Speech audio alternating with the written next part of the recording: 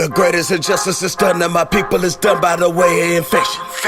Killing us slowly, erasing our history, done by the way of deception. God, do you know? God, do you know what you are? Peace and Black Power, family. And I know that there are some people who say, Agyei, you got Black Liberation University, you do Harlem Liberation School, you always talk about Black liberation and, being an African nationalist, revolutionary nationalist, a revolutionary and all this stuff. What the hell does Kobe Bryant have to do with what you say you're about? And that's where I want to caution us. You've been following me this last year too. You will note that I am trying to create a paradigm shift in our people. And I'm starting at the so-called top, meaning I'm going to the leadership, the leaders, the organizers, the so-called revolutionaries, the frontline warriors, as Walimu Baruti would call them. And I'm saying to them, we are making some flaws in our analysis. We are misinterpreting very important principles. We are too rigid. We're forgetting this isn't just about imparting facts to people. This isn't just about read that book and join this organization and go to this meeting. This is about winning the hearts and minds of our people. And the leadership can go nowhere without the masses of their people. If the masses of the people are telling you, man, we see value in this brother. This brother has meaning for us. Then you'd be a fool to just discard that and ignore it. What we are supposed to do is now go to our community and say, why does this man have such meaning for you? And when you ask that question, you get some really powerful answers. When you see professional athletes in all sports got something to say. When you see hip hop artists pick up basketball game players in the hood, cab drivers, Lakers fans, people who hated the Lakers, all of these people are coming out saying, man, this man had meaning. People are crying who never physically met him, who get no money from his will, who never spoke to him. You got to now ask this, what meaning did this man have for us? Why does his death so impact our community? Now, I did a post with his picture in tribute to him, and I could basically said, I paraphrase, some among us who are small-minded, who are unable to grasp big ideas, who can't get out of our own ideological or political or religious or gender politics, will miss this. But the truth is, the Most High, the creator of all things, or the universe, for those of you who are offended by that, has created all types of Africans, family, with different skill sets, different personalities, different contributions that they can make to our community. Some of those people claim us, some don't.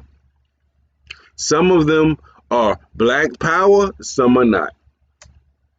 Some of them are rich and poor, light skin, dark skin, all types of different complexions and shades.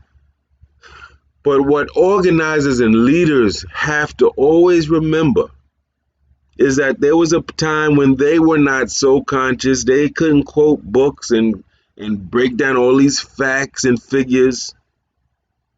They were part of the general Black community, reflected in their diets, their fashion, their slang, their customs, their holidays, and everything else. And we can never get so African, so revolutionary that we forget. We forget, family. We were disconnected. Those of us who say we're conscious, the only difference between us and members of the larger community is that we might be more understanding of our identity, our past, some of the history, culture, and politics, and we might be moving in a direction to advocate for Black liberation. But guess what? We have health problems, right? Just like everybody else in our community. Some of us aren't eating right, just like other people in our community. Some of us have anger management issues, just like other people in the community. Some of us lost our loved ones, got broke up with somebody, got left by somebody, got abandoned, we're traumatized. Everything that everybody in the black community goes through, the so-called leaders, revolutionaries, and everybody else goes through. So we need to stop that. We need to stop that. If you can't connect with your community, your leadership is worthless. Who are you leading? Are you a one-man team? Nah, it doesn't work like that. So I try to I try to put my nose right up on the mountain and see the specifics, the details. And then I know sometimes I got to back up off the mountain to see the mountain in its beauty and its complexity and its fullness. And so for those who are really narrow and rigid, well, he wasn't he wasn't a Garveyite, he wasn't a Malcolm student. You missing it. Guess what? Hate to burst bubbles. Most people are not. Hate to wake you up to this fact. Most people are not students of Malcolm. Most people, what they know of Malcolm came from a Spike Lee movie and a scant reading of his autobiography. They're not into Malcolm like that. They have a general idea, right? Most people aren't into Garvey. Most people aren't into the Honorable Elijah Muhammad or Assata Shakur or Chokwe Lumumba. They have a scant idea, an understanding of that's filtered through an article here, a relative over there, and maybe a movie over there. It's the job of the leaders to introduce these things to the people, to magnetize the people to these great leaders and to their ideas and movements, to groom them, to give them a paradigm shift so they begin to appreciate Malcolm as more than just a t-shirt. Assata Shakur is more than a t-shirt or a slogan. Garvey is more than a flag with 3 colors. That's our job. So I'm appealing always to the leaders, the activists, the organizers, because it's through you that the masses of the people get their information, get their inspiration. And so in that spirit, as Brother Eddie says, yes, I'm framing this a certain way because we are living in a time where I don't care what anybody says. We desperately need heroes and sheroes. Those people, I don't want to be here. We don't need heroes. You out of your damn mind. Look around your neighborhood. Look at the youth. Listen to the music. Look at the conditions of what were formerly black communities. Look at them now. They're not black communities anymore. The cultural landmarks are gone. The political vigor and the strength has been diluted. People in our community will be quicker to go upside your head for disrespecting a feminist, a member of LGBT, and all these other alien ideologies, but will say nigga, nigga, nigga, nigga, nigga every day and say some of the most insulting things to Africans and not even see it as an insult. The consciousness is not where it should be. Whatever will get our people, will reach them in their minds and hearts. Brother Kobe Bryant resonates with so many African people. And I don't care, I have to be honest, I don't care about white folk and other people. Listen, fam, you know me. That doesn't move me, I'm talking about us. Kobe Bryant resonates with so many of us, regardless of if you're a sports fan, a basketball fan, or even a Lakers fan, because he was a heroic. He had attributes of a hero, fearless. He comes in the league as a rookie in that all-star game and gave it to whatever veteran superstar was standing in front of him. He didn't respect persons. He said, hey, I respect you as a veteran, but I'm going to come here and bring it to you. He had a certain confidence, some might say early on borderline on cockiness, but he had a confidence. You trying to be you going to be the next Jordan. He said, I don't want to be the next Jordan. I want to be better than Jordan. Some people don't get it, who don't get that type of thinking to be a master of a craft. Not just I could do this and I could do this and I do this, or I do them all at a shitty level, but I can do them. They don't understand that mastery concept. He said, nah, I want to be better than Jordan. Using Jordan as a reference point, using Jordan as his benchmark, studying who was at that time considered the greatest, He went on to do his best to exceed him. He left everything on the court. Not one of these people that they could have scored 50, but they scored 20 and they're satisfied with that. He took his craft and his life seriously. Just heard the brother say on YouTube on his news report, you didn't find Kobe at the clubs. You didn't find Kobe tossing some back. You didn't find Kobe getting high with the team. Kobe was clear.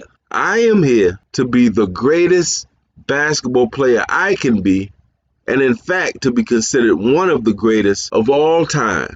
Sounds like somebody else I know named Muhammad Ali. Kobe was a heroic figure at a time in our community where we desperately need men and women that young people can say, wow, I want to be like that. Whether they want to have some NBA life and all the accoutrements that come with that is another story.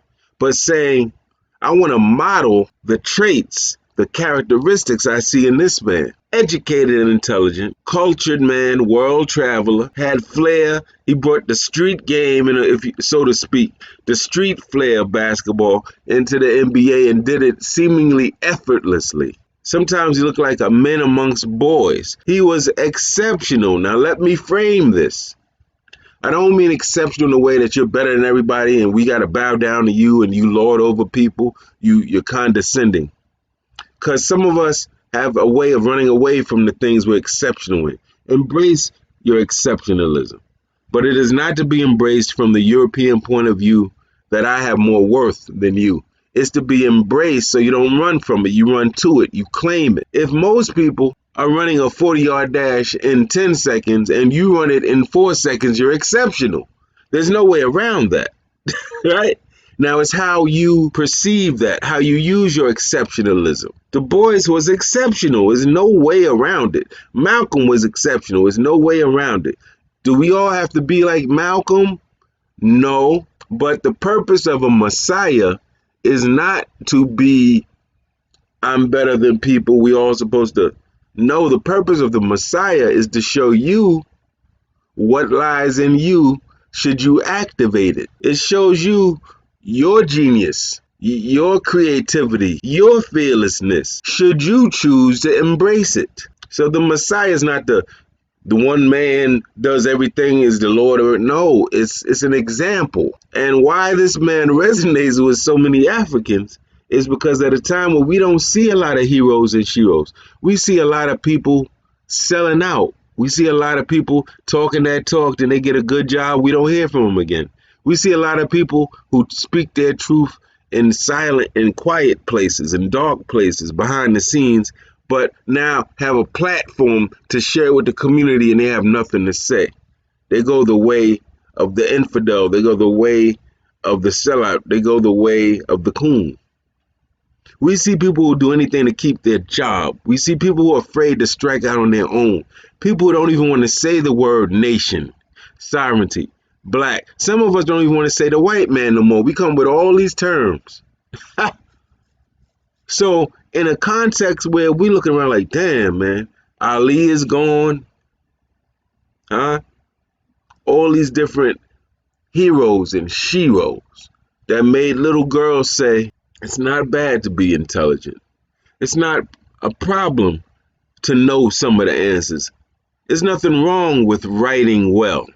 There's nothing wrong with speaking out, even if you by yourself and nobody joins you, because they connect with a hero or shero they see. They may never meet, they may never know, but they connect with him. I connected with Muhammad Ali as a young boy. Some of you had and Malcolm, some of you had your heroes and sheroes in your family or some celebrity you connected with, something in them, something about the way they got down, connected with you and gave you hope and inspiration. This is why he resonates.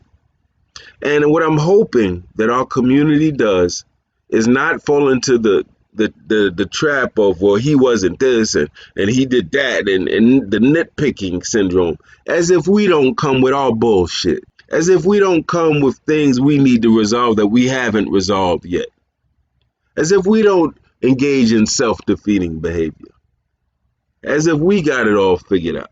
What I'm hoping that our community does is says, wow, This brother was a hero, and I have no problem with saying it. The brother was exceptional.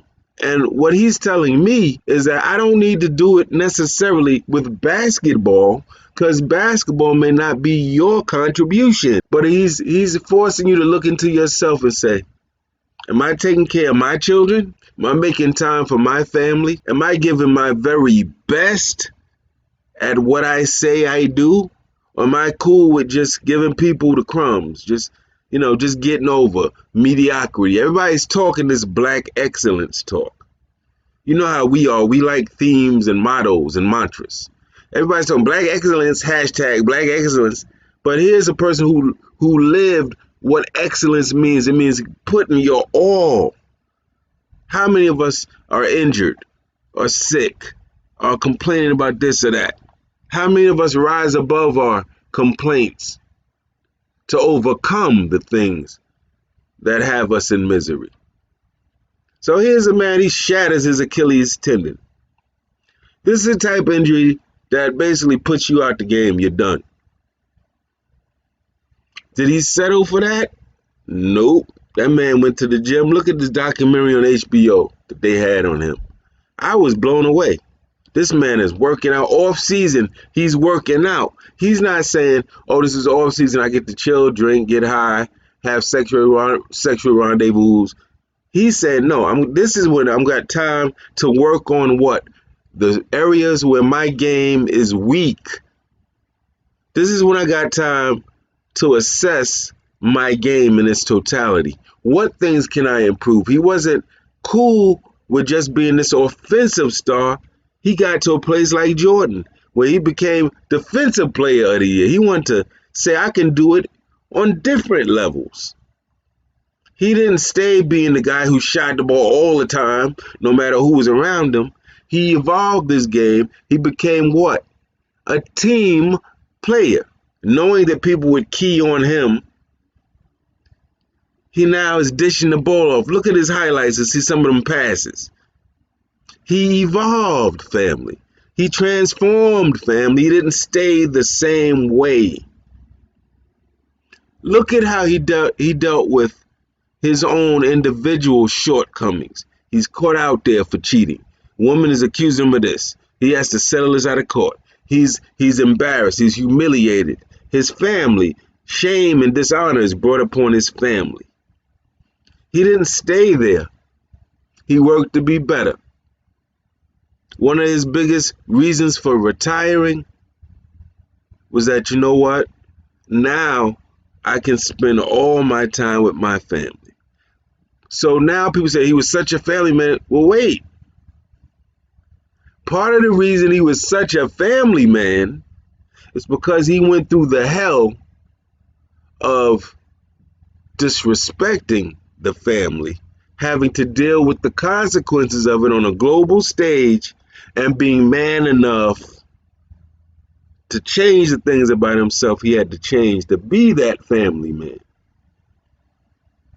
To me, this is his beauty. I wasn't a Kobe Bryant fan in the sense I followed him and knew his statistics. I like NBA basketball to some degree. I know some of the names. Occasionally I'll see a game here or there. But what I get from Kobe, this is my humble opinion, is that work ethic. Not content with, I dropped 20. You know, this man had a game, he dropped 81 points. He had games where he outscored the entire other team. He would get on Shaq's case like, yo, man, come on. In the interview, Shaq is like, yo, I'm going to be honest. Sometimes when I slacked off, it's because I knew I had you and knew you would do it. And Kobe and him had tension over that and other things. But part of their tension was Kobe Bryant said, hey, big fella, come on, man, step up. You could do more than that. Why are you comfortable with, chilling? So he also teaches us that to be a great man or woman, sometimes people won't like you, family, because you're going to be pushing people. You're giving your all, and you want to see your teammates give your all. If your all means you get about 5 assists a game, people want to see 5 assists a game or more from you. You got the capacity to score 30, 40 a game. People want to see that or more. Too many of our people are comfortable with mediocrity. And I'm not getting to some capitalist Eurocentric notion of status here. I want to make it plain. Mediocrity meaning just getting by. Like many of you do at the job you're at. Well, I'm just going to get by. I'm going to do some internet shopping when they're not looking. And I'm going to call my peoples when they're not looking. I'm going to take a break a little longer than usual. Just getting by, waiting for the clock to get to 5 or 6 or 7 p.m. so you can go home. And what he's showing us is the power of really, really trying to give your best effort. Make no excuses. Yeah, he could have missed the game over that. He could have retired early. He said, nah, I'm not doing that. I'm going to give my best effort. And what I see in African cosmology is that all things are connected. That's the type of man I want my daughters to marry. That's the type of black man I want my daughters to marry. A black man who says, damn, it's hard to do this. Damn, I don't feel like getting up early in the morning. But I'm getting up because I love you, and that's my responsibility. And while I'm doing that for the cracker's job, I'm constantly going to be thinking about how I can use my gifts and my skill set and my personality to create something else independent so I don't have to keep going to the cracker's job no more. That's the type of black man I want my daughters to marry. A black man that even if he slips up, makes a mistake, makes a misjudgment, is in a moment of weakness that brings dishonor to the family, he's not going to quit. He's not going to quit. He's not going to become a drug addict over it. He's not going to shoot himself in the head, jump off the bridge over it, get into a funk and a depression, and now the family suffers. He's going to work his way back. You know that song, working my way back to you, babe, the Spinners? He's going to work his way back to his family because people fall, family. You fell. Some of you are falling now. I've fallen before, but it's not about falling. It's about, are you man or woman enough to get up, dust yourself off, forgive yourself, learn the lesson, and go back and be the man and woman you're supposed to be? So many lessons come from this brother, man. And then, of course, is the nurturing with his children. And we were heartbroken to learn that one of his daughters died with him, who was a basketball prodigy herself. But forget her basketball prodigyness for a minute. That's his daughter. So think about the impact of a man dying with his daughter and has other kids and a wife, and that wife is connected to him at one level of love, connected to the daughter at a different level of love, has to be there for her existing family, has to be the bridge between Kobe and what? His father's side of the family, his mother's side of the family, is bombarded by media. Everybody wants to hear what she has to say. They're probably all around their house, and it has to be strong for them. So this, to me, and Kobe invokes a lot of things. It invokes that those of us who are the activists, the organizers, the leaders, we need to sometimes grow up. We need to sometimes get out of ourselves. We need to sometimes look at our community. We need to see ourselves as one with our community. And that means that we're prone to all the hiccups, the traumas, the faults, the flaws of our community. But it also means we don't allow ourselves to be cool with just getting by. This man won championships. He was an individual superstar. He could have gone on any team. He could have been in Europe. He played in Europe before. He could have been anywhere, been a star. This man wanted what? A championship. Right now in our community, we got 1 million black superstars. I'm talking in terms of leadership and organizing and movement activity. Man, we got brothers and sisters all over the country that can get on Facebook or YouTube and brag about all the stuff they're doing and they did. And I applaud them, I salute them, and I honor them and admire them. However, our enemies have championship teams. Not just a bunch of superstars, they got a championship team. And while we individual superstars are getting awards and accolades and people bigging us up and all these different things, our team is losing all over the world. He understood the importance of giving his gift, his contribution. Wasn't for him, it was for the team.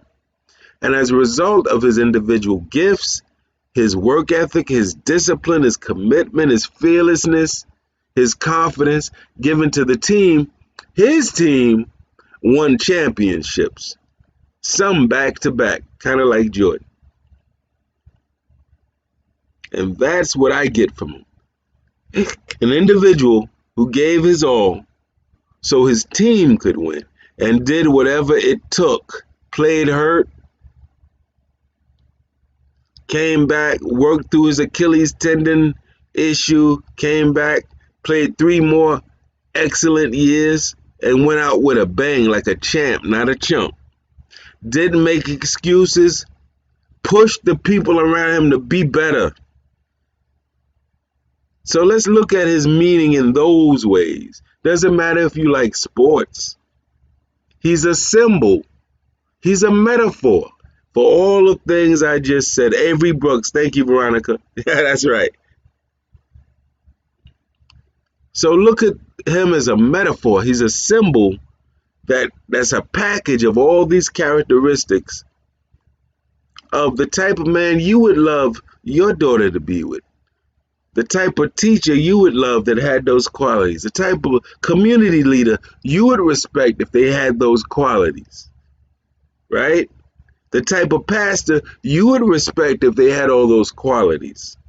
That's what I'm talking about. It's the qualities of a person I'm looking at.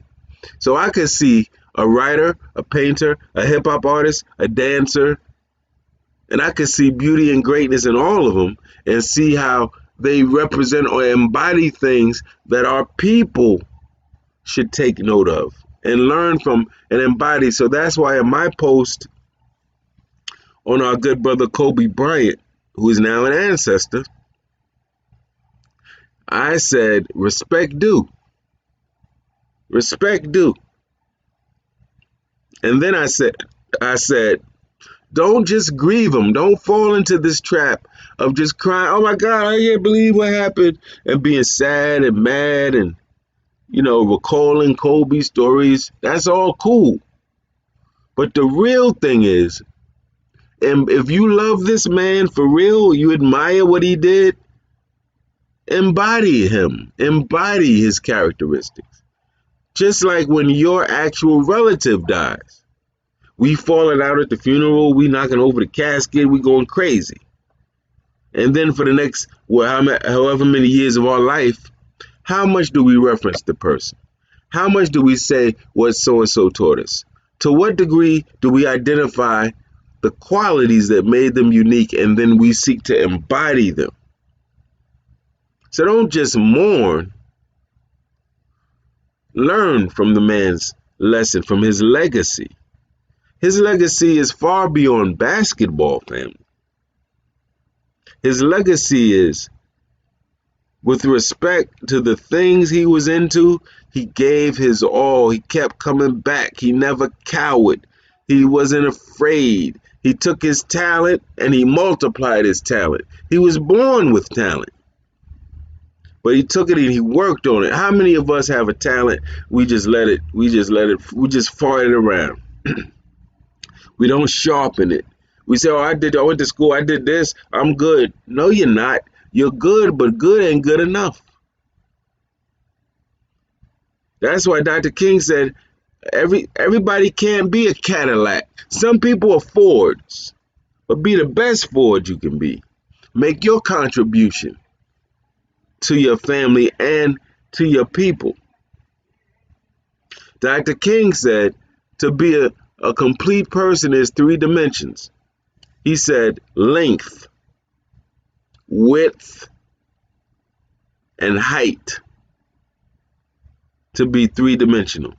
He said length means the things that you do to get your skills right, your education, your study, your practicing, your rehearsal. That's the length of your life. He said very few people meet that standard. Very few people will get their talent to the highest degree they can. He said, so anyone that does that, bravo. He said, then the second thing is width. Width. He said, now, what are you doing to help other people? Are you just sitting on your talent, your education, your experience, or are you using those things and sharing them with your community? He said very few people master the first one, self-development. Even fewer people master self-development and community involvement and service. And even fewer people get the third one. Remember, he was a theologian, so of course he says height is one's relationship to the Creator. Now, there's some people on here who may not agree there is a Creator. I'm not going to get into that with you, family. I don't fight over those things. Waste of time. I'm not trying to change nobody's belief. Believe what you want if it works for you. But let's just say spirituality. To what degree do you try to be at one with a moral compass and ethos? Because without an ethos, you can be highly talented. You can use your skill to destroy people. You can use your talent to harm the community or environment, right? So for me, these are some of the things the brother represents, his meaning for black people. For those you who are so revolutionary, the only people you see are people that wear dashikis and got African names. I'm here to tell you, you got to widen your lens, widen your perspective. Because our people have beauty and value. Even some of those who we simply don't understand why they do the things they do. And it's our job to appeal to our people, to make community service, organizing, activism, speaking truth to power, building organization, nation building activity. It's to make it just as black as soul food dinners, just as black as dancing well, just as black as knowing the slang. It's to help them see that this is part of your everyday life, just like those other things. And you can't reach the people if you don't even know the people and know where they are. Meet them where they are and take them to where they need to be. So I salute the good brother Kobe Bryant for those reasons. I'm not speaking to anything else that you may nitpick. And I didn't know the man personally, never met him, never spoke to him, never made a dime off the Los Angeles Lakers. I'm speaking just being able to look at the things he accomplished in his life and how he used his life. Whether you are a musician, a dancer, whether you're a speaker, motivational speaker, a writer, are we pushing ourselves to be our best and to make our best contribution for the team? Are we in a rut where we just, I just write books, I just write them. I speak, I just speak. I'm a leader, I got this organization, I just want people to come out. Or are we looking at the end game? Is our goal to help our team win repeatedly? Or have we fallen into a rut where we've been doing this thing for so long, we're just going through motions? And for me, that's to have a full life. I'm not expecting every African to know their identity. I'm not expecting every African to do the research. I'm not expecting every African to be out on the front lines. That's not how it works, family. But he was heroic, and we need more Africans who are heroes and sheroes, people that our young people can identify with and relate to, and that inspire them. Because remember, Leadership is not just about changing the law, getting more people hired here, right? It's not just about the material things. It's those invisible things that make a movement. People feeling proud of themselves. People feeling like, wow, she did that. I can do that too. I want to play my position. I want to make my contribution. So let's think about when we bigging up Kobe, we wearing his 24 jersey, we're looking at his old highlights. Don't let it stop at the surface and superficial. Push yourself to say, how can I be Kobe like in my life? How can I give my all to my family? How can I bring honor and distinction to my family? How can I be a contributor to my team? Right? How can I leave it all on the floor, all at my place of work, all in the community organization? I know I said I'd call 10 people. I'm going to call 50 people. How do we do more than what's required of us? That's what I get from the brother. And so for that, definitely condolences to his family, his immediate family, his extended family. Definitely want to thank his mother and father and their family line for giving birth to the brother, that he could be an example to African people all over the world, not just in sports, but on how you live your life, how you go through obstacles and burdens and challenges and mistakes, when most of us just feel stupid and we want to hide in the corner and I messed up. How do you come back after injury? How do you come back after sickness? How do you work through your confusion and your self-doubt? How do you perfect your skill? And then after having done all that, how do you contribute that to a team so you can win, not just show up at the game? I played football, family, for many years. And I can tell you this. I'm not going to say I was the best running back ever, fastest, stronger. I'm going to say this. My will to win was right up there with anyone else's. I wasn't going to practice, going through motions. I wasn't getting hit and hitting people, going through the motions. I wasn't doing those football drills just to say I did them. In the forefront of my mind is I'm doing this so I could be the best component I can be of this team so that our team can recognize and realize victory. Nobody wants to keep showing up for practices, man. When other students are going home or meeting up with their girlfriends or hanging out and then be losing every game. He showed us what it means to win, what a winner looks like and walks like. Our people need more examples of winners. We need more examples of winners. The fact that he touched so many white people and other people go, well, hey, that's God bless him. But I'm not even worried about them. I'm talking about what we can get from him. Because we desperately need heroes and sheroes. Everybody you need to learn from won't be a political person, but you might need to learn promptness from this person. You might need to learn sacrifice for your family from that person. You might need to learn industriousness and being innovative from this person. And none of them may be nationalists. Some of them may be in the black Christian church you like to bang on all the time. But they're good Africans. Some of them are better Africans than those with African names wearing dashikis, quoting every book. Look at people's character, family. Look at how they live their life. Look at the people they impact. Look at the seeds they plant. And that's where you'll see what type of man or woman you're looking at. I can proclaim anything to you, but you got to look at my life. You got to see all the things I went through, all the enemies I dealt with, all the insecurities I overcame. The injuries, the medical issues I bounced back from, I worked through. The relationships I messed up and came back and apologized and tried to work it out. How I learned the lessons and applied them along my life journey. And that's how we judge people. Stop being so judgmental. Stop being so nitpicky of people who don't sound just like you in their political rhetoric. Because you'll miss a whole lot of people. You'll miss a whole lot of beauty in your own people, who you'll be quick to write off because, oh, they go to the black church. They use the word black. We're not black with this. Because they didn't read Malcolm X Speaks. because they didn't go to this cultural celebration, because they don't wear African clothes, because they didn't change the name to African. You're going to miss beautiful Africans. You're going to miss a lot with that narrow frame of view.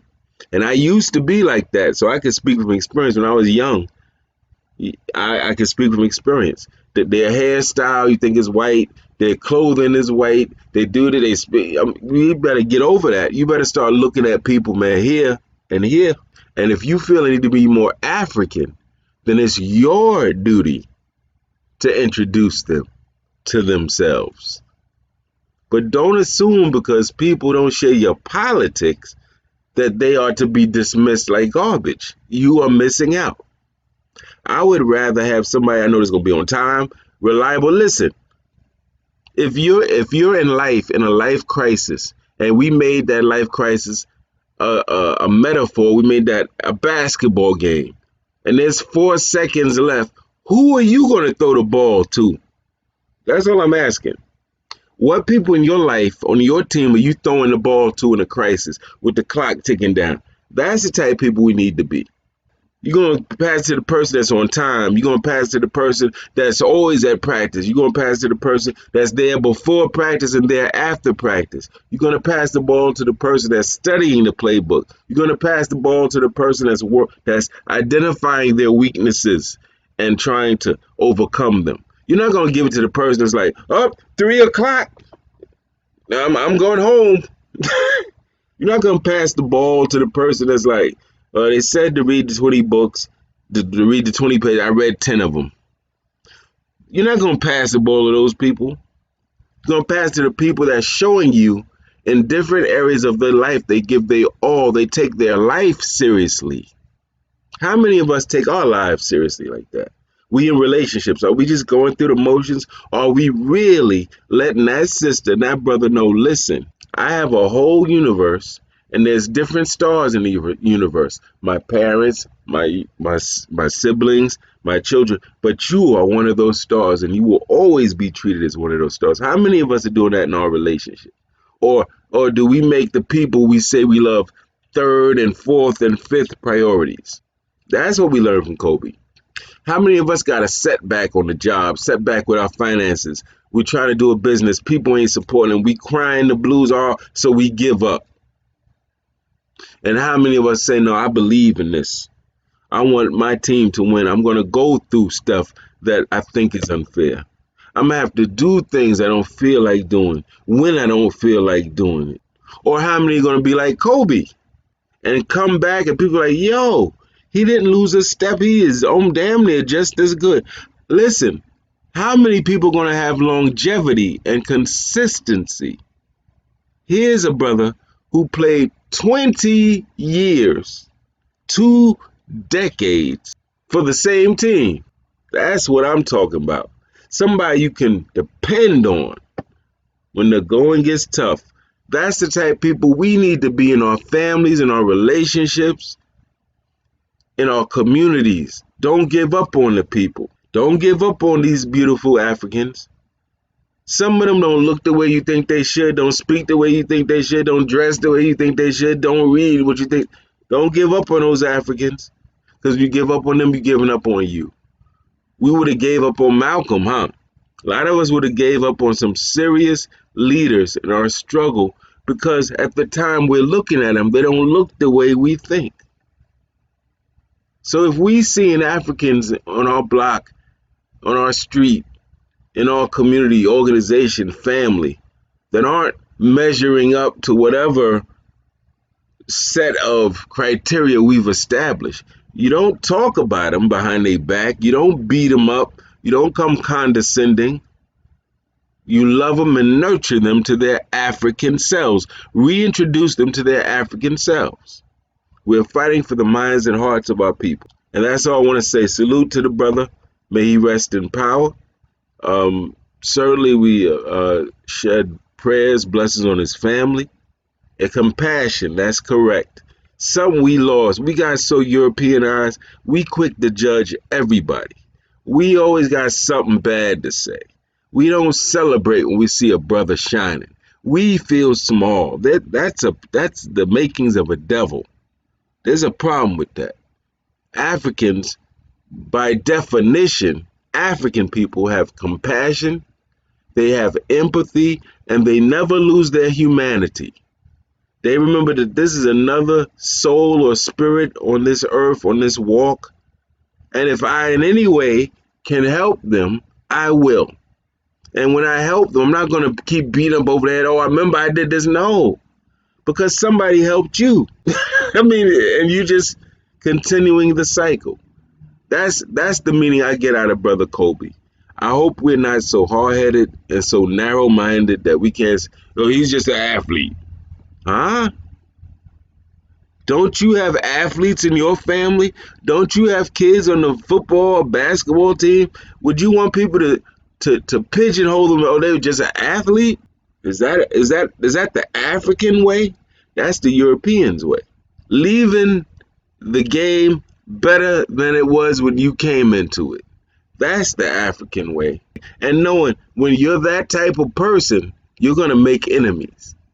Because all the people that's cool with being lazy and procrastinating and being late and not measuring up are going to hate people like that. Because those people are bringing out there and say, damn, they showing me up. No, they're not. You showing you up. You should be loving those people. You should say, damn, thank you for Kobe. Thank you for Ali. Thank you for these people who show us what we can be in our lives. The other thing is, don't let the people you love, the people who give your life meaning, the people who taught you when you was ignorant and backwards, the people who are always there for you, the people who you feel comfortable passing the ball to in life with 4 seconds left, don't let those people go a day without you letting them know that, without you showing them that. Don't let your praise for them and love for them come out at their funeral. That's the other lesson. Make sure that they get their flowers while they're alive. Salute to the spirit of Brother Kobe, and may we all represent those things I highlighted in him. May we all not just mourn him, oh, I miss him and crying and all this. Get over that part, family. Continue the fight. Continue the fight. Be like Kobe in those ways. Love your family. Help your team to win. Sacrifice for the team. Don't just look for yourself. Look at your team. Give your best effort at all times. Don't be cool with just giving a little bit. Do the things you must do to be a champ and stop being cool with being a chump. Be like Kobe in those respects.